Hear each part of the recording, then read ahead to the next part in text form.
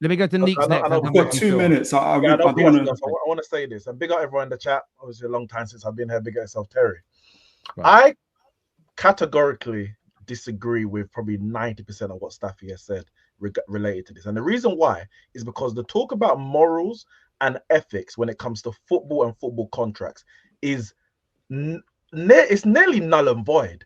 We've been in this on this rodeo year after year, season after season, player after player.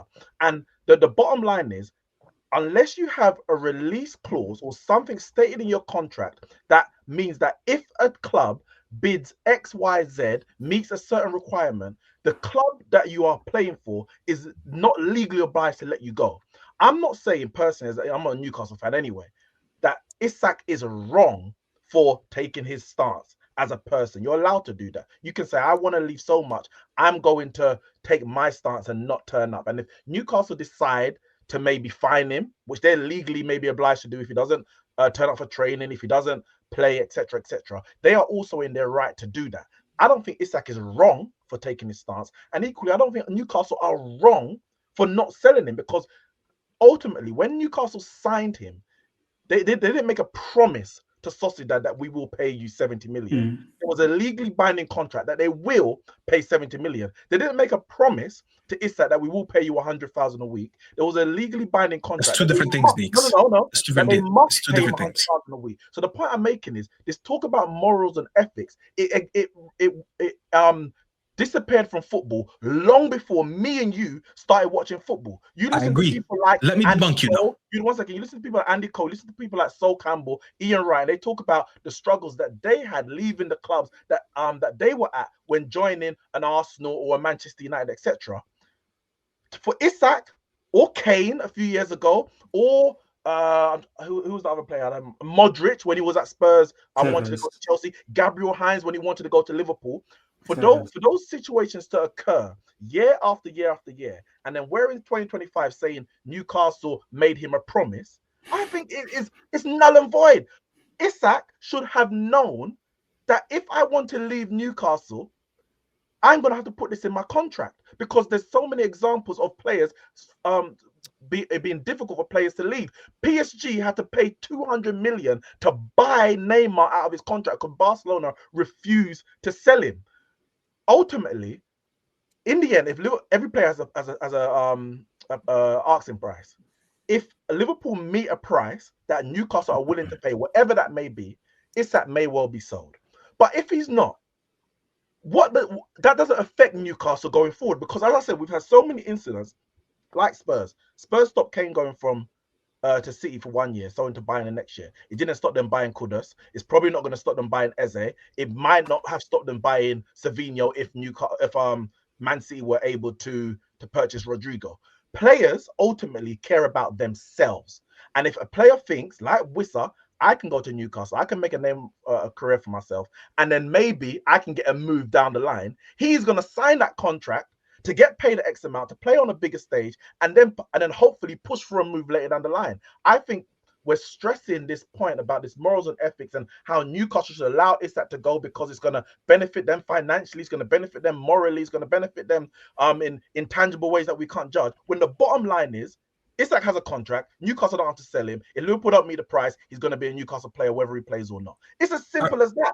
Can I just answer your point? I just have a very good point to the book, and I swear it's my last point. Sam, it was my last point. I'm going to let you go. Here's my last thing. I don't think you're wrong. I totally agree with you. But here's the point that I came out in the chat when I tried to explain this to you, and I'm going to say it here.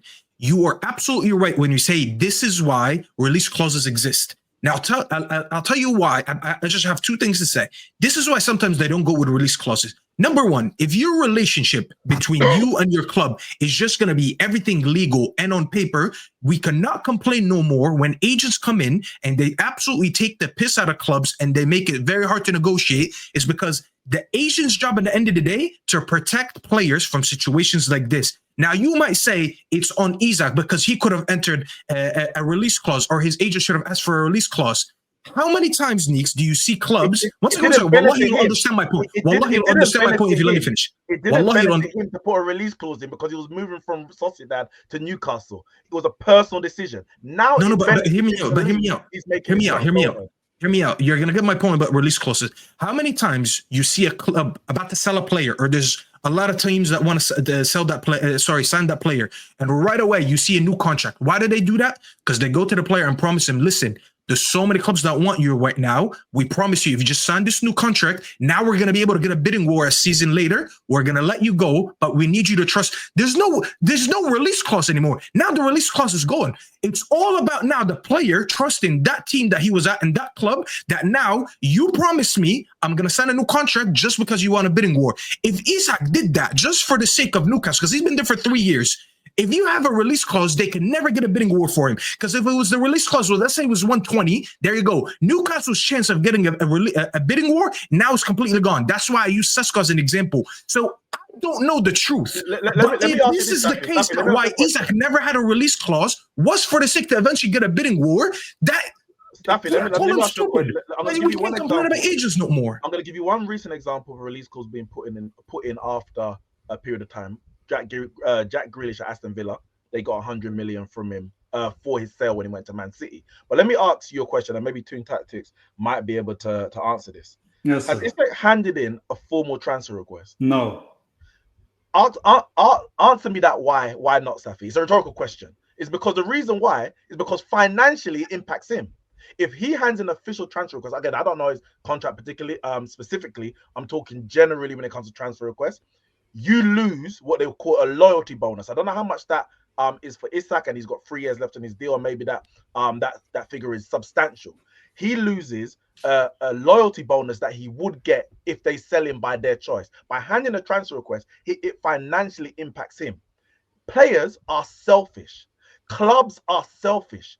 Therefore, you need to protect yourself as a club by, like Chelsea, signing players to 7-year deals, and as a player, by having release clause in your contract. There's no morals, there's no ethics. In 1995, when the Bosman ruling came in, players... There is. You're just saying in this situation, there shouldn't be. No, there is no ethics in football. Eze has a release clause. Who else had a release clause? Dean Huijsen, Delap, all those guys. Sesko had a release clause, didn't he? Delap had a release clause. I refuse to believe that the relationship between players and clubs all are just on paper in 2025. Yes, it should be to protect yourselves as a club and as a player, but let's not act like words mean nothing nowadays. It does. That's the whole point. I've got to leave. I've got to leave. But Terry, thank you so much for inviting me. Staffy, I hope you accept my apology, and I hope I've made it up to you. And you owe me. ChatGPT just didn't make sense, bro. I just wanted you to know that. Well, what NDAs mean? NDAs can be used to silence people, and I'll explain it to you now. They can be used to keep. Ryan Giggs used it, for instance. NDAs can be used to silence people, to people quiet. Don't tell my about affair, yada yada yada. However, they can also be used in unethical ways. Whether somebody wants to be a whistleblower for a chemical factory or something like that, they know things are going wrong. There was no whistleblowing in this. That's why it was just there was no point saying it. No, but you're going to shut that all down. No, covering on someone for being like doing something illegal in this. What you're saying, there's no whistleblowing. No, but Staffy, your argument is that contracts can't be legal and ethical, but they can be. They can be used ethically and unethically. They can both be together. That was the whole point. But I hope I can get you to my show one day. Everybody, thank you very much for inviting me. See you guys again. Take care now. God bless, folks. Take care. Sam, I know you've been waiting a long time, my friend, to have your say on this. Obviously, you're an interested party in this because you want the player, you want Isak to come to your club. What do you make of this? Because there's some people that are on Isak's side, some people that are on Newcastle's. I feel really in the middle. I do feel like there's a bit of balance on both sides here. I feel like Isak's been really badly, very similar to Raheem Sterling, just the way he's being portrayed as this nasty, horrible guy. They don't sit right with me. Maybe it's because of all the players we've seen before them spoken about in that way. What do you make of his statement tonight, and how do you think this is going to impact the transfer?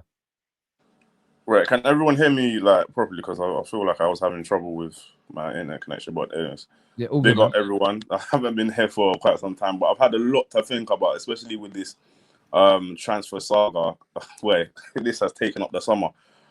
Listen, I've always been on this wave of, if a player wants to leave the club, let him go. That was for Trent, that was for Coutinho, That's perfect. I was even getting at Liverpool fans. Why are you so upset? Look at what FSG are doing. Look at the others. Like, if a player wants to leave, let them go. We just replace them. Yeah. This whole Isak situation. I think the guys that have really messed up is Newcastle Football Club themselves, because from the beginning they were trying to get a replacement for Isak. They were just saying he's not for sale. I think they were spouting out, all the journalists on the Newcastle side were spouting out lies, because when you were putting 2 and 2 together, it didn't make sense. And now Isak has come out and said this, and I feel like this has thrown a curveball that Newcastle did not expect. That it's thrown a curveball. Because now it goes into a thing where, okay, this is, as Staffy said, this is your word against my word. And I don't think Isak is dishonest enough or not credible enough to say that and not have something in it. There must have been some, maybe not legally like written down contracts, but this is why I say with Staffy and Neeks, two things can actually be right at the same time, and I actually agree with both of them. But this is where I do strongly agree with Staffy.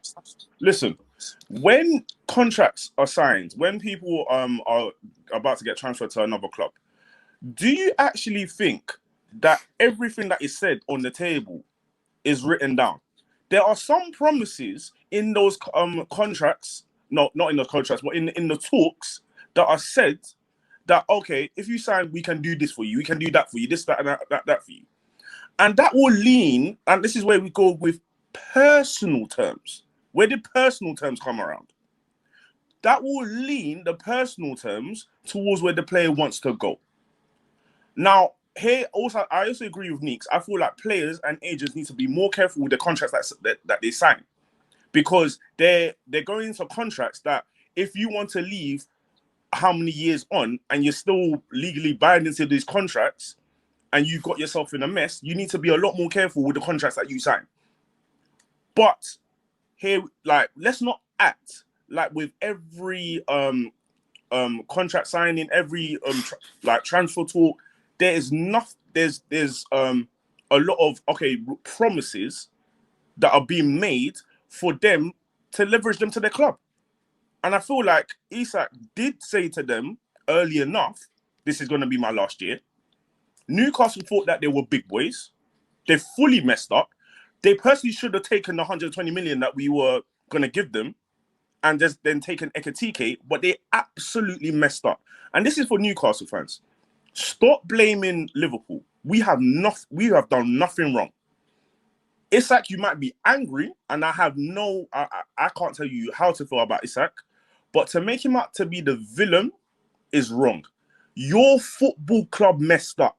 It was your football club, because they made so many mistakes. I didn't even know they didn't have a sporting director. Who's doing all the talking for them? That's crazy. Yeah, I think there are lots of. So I get where Nick's coming from in the sense of just get everything down in writing, get it all in agreement. The issue that you have in reality when you're doing these deals, I remember Arsenal fans as an example when Šeško, there was talk that Šeško wanted a release clause. Even the guys that wanted Šeško more than Jokeres, but no, we can't do that. No, I'd reject it in that circumstance. And I think that happens in real life. I've done business deals very recently where there are elements I wanted in the contract, and the person I was partnering with said, no, we will do those things, but we will sign the contract in good faith, and I will promise you they will get done. Now, I remember speaking to my lawyer, and I said, I want it in writing. He said, look, there's email trails, there's phone calls that I've been on where these promises have been made.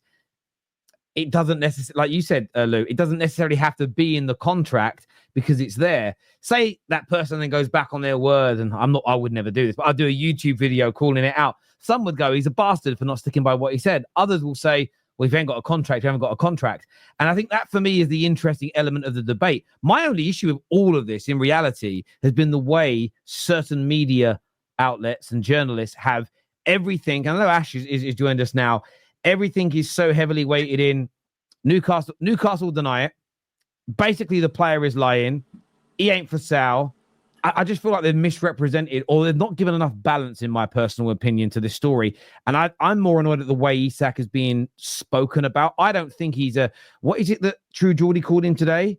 A shit human being. I don't think he is a shit human being for this. But where does all this stem from? I think it stems from unbalanced reporting. And then we all have this within us, all of us, is we all seek confirmation bias. We will all seek, Phil did it earlier. He went on to ChatGTP to get it to write him an answer so it would fit his narrative, right? We all sort of do that. But I don't know, man. There's something about this.